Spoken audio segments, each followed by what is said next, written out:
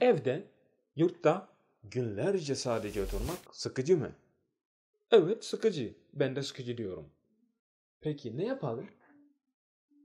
İşte gelin benle karantina sürecinde neler yapıyorum? Günüm nasıl geçiyor? Sizinle paylaşıyorum arkadaşlar.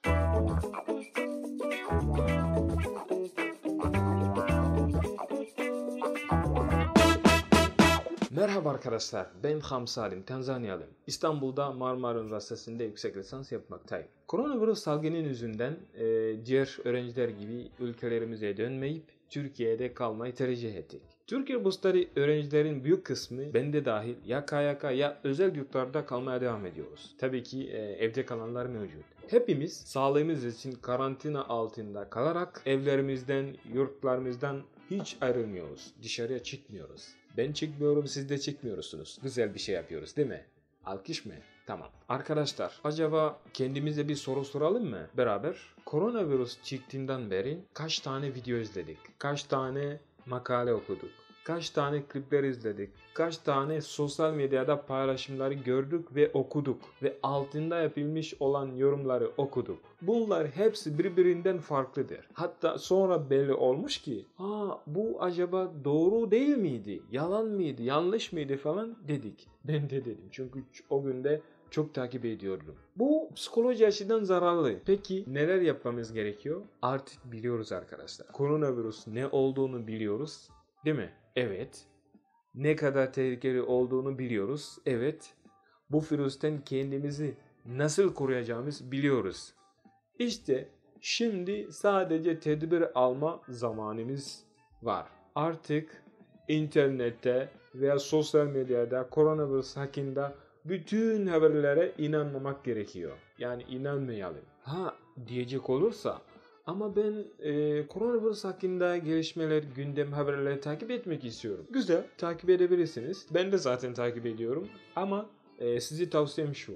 Bu bilgiyi, bu haberler doğru ve güvenli kaynaklardan ulaşmamız gerekiyor. Haber ajanslardan, Sağlık Bakanlığı'ndan veya sağlıkçılar tarafından yayınlanan haberleri ve yazılmış olan makaleleri okumamız yeterlidir. Yani eğer takip etmek istiyorsanız bu şekilde edebilirsiniz. Daha güvenli, daha sağlıklı. Evde, yurtta günlerce sadece oturmak sıkıcı mı? Evet, sıkıcı. Ben de sıkıcı diyorum. Peki ne yapalım?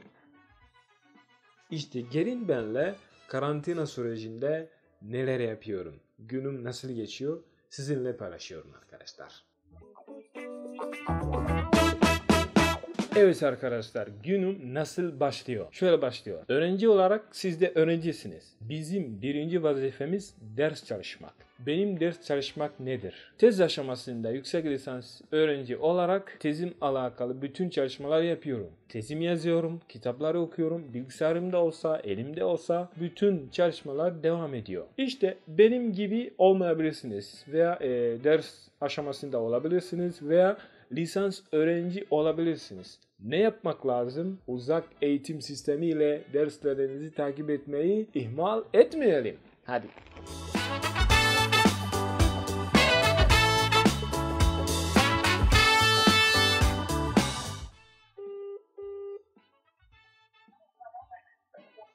Halo. Halo. Assalamualaikum. Waalaikumsalam. Kwema baba? Kwema tu mama, shikamoo. Jambo baba. Sijambo, vipi hali yako tangu jana? Wanasemaje wengine hapo? Hawajambo. Hawajambo eh? Hawajambo, wameenda kuzurura huko. Leo kuna mnada hapa. Ala, mnada bado unaendelea tu? Mnada bado inaendelea tu. Sawa. Hawaoni hata corona, sijui mie huko. Sisi huku hamna minada, hamna nini, hayo yote yamesha nini yani, yameshafungwa mambo hayo. Kwa sababu ni mkusanyiko wa watu. Mikusanyiko ndio inazuiwa lakini watu ndio hawasikii. Sawa. Aya, kwa heri basi. Kwa heri. Asante baba. Aya. Evet. Az önce annemle konuştum. Swahilce diliyle konuştuk. Bu zamanda ailemi sık sık arıyorum. Annem, kardeşlerim, babam, arkadaşlarım. Oradaki durumlar hakkında bilgi alıyorum. Acaba onlar tedbir alıyorlar mı gibi merak ediyorum. Ve aslında onların endişesi kaldırmak için onları aramak daha mantıklı. Ya ben iyiyim, merak etmeyin falan söylediklerim oluyor yani. 20 kişiden oluşan bir aile yemekte bir sofrada nasıl oturuyor? Yani acaba sandalyenin üstünde masada yemek yiyorlar bir şekilde, toplu bir şekilde, yoksa nasıl oluyor? İlginç bir soru. Bizim ülkede şöyle bir şey var yani. Yemeğe gelince evde ne kadar kişi varsa öncelikle kadınlar ve erkekler ayrı. Mesela burada belki bir aile içinde bilmiyorum yani Türk aileleri o kadar yani görmedim ama belki hep birlikte yiyorlar. Ama bizde farklı oluyor. Erkekler ayrı, kadınlar da ayrı. Yani yemek hazır olunca erkeklerin yani sofrası bu şekilde takdim ediliyor. Ne kadar kişi varsa diyelim ki 5 kişi var. 5 kişi bir sofra yeterli yani. Oturup yani yerde. Şeyde mesela bir halı üzerinde yemek böyle daire şeklinde topluyorsunuz. Ne varsa onu beraber yiyeceksiniz. İçebilecek bir şey ise onun da yani bardaklarda doldurup içeceksiniz yani ayrı ayrı ama diğer yemekler hep birlikte yiyorsunuz. Şimdi herkes evdeyken, yurttayken, ben de yurttayım ama hepimiz farklı ülkelerden geldik değil mi? Doğru. İşte ben bu süreçte diğer ülkelerinin kültürlerini doğrudan tanımak için bu fırsatı hiç kaçırmıyorum. Nasıl? Bir öğrencinin ülkesi hakkında röportaj yapıyorum.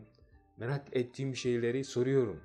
Yani bu şekilde yeni şeyleri öğrenmeye çalışıyorum. Ve böyle boş zamanımı değerlendiriyorum. Siz de bunu yapabilirsiniz arkadaşlar. Çok keyifli, çok güzel. Yeni arkadaşlarla tanışıyorsunuz. Onların kültürlerini yakından tanıyorsunuz.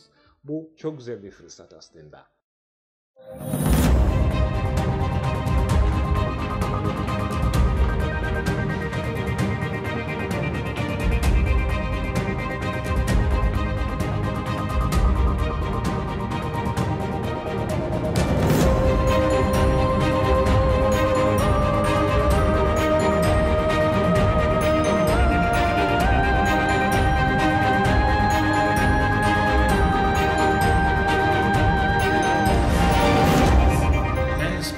Çok seviyorum. Normal günlerde parkta koşardım, futbol oynardım ve savunma sanatı kurslara katılırdım. Ama şu andaki durumumuz bunları yapmaya müsaade etmiyor. Yurttayken ne olursa olsun spor yapmaya devam. Baktım ki etrafımda hangi imkanlar var. Merdiven var, çok uzun ve geniş koridor var. Bu imkanları kullanarak spor yapmaya devam ettim. Siz de bunları kullanabilirsiniz ve spor yapmaya devam edebilirsiniz arkadaşlar. Sağlıkla kalalım.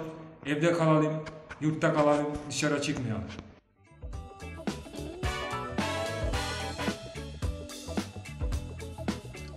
Arkadaşlar, evet, karantina sürecinde film izleyebilirsiniz. Kendim şahsi olarak genellikle doğal yaşam içeren belgesel filmleri izlemeyi çok seviyorum. Bazen de normal filmler izliyorum. Ama kendinizi benden daha iyi tanıyorsunuz. Acaba hangi film türleri hoşuma giderse onları siz de izleyebilirsiniz. Hadi iyi seyirler.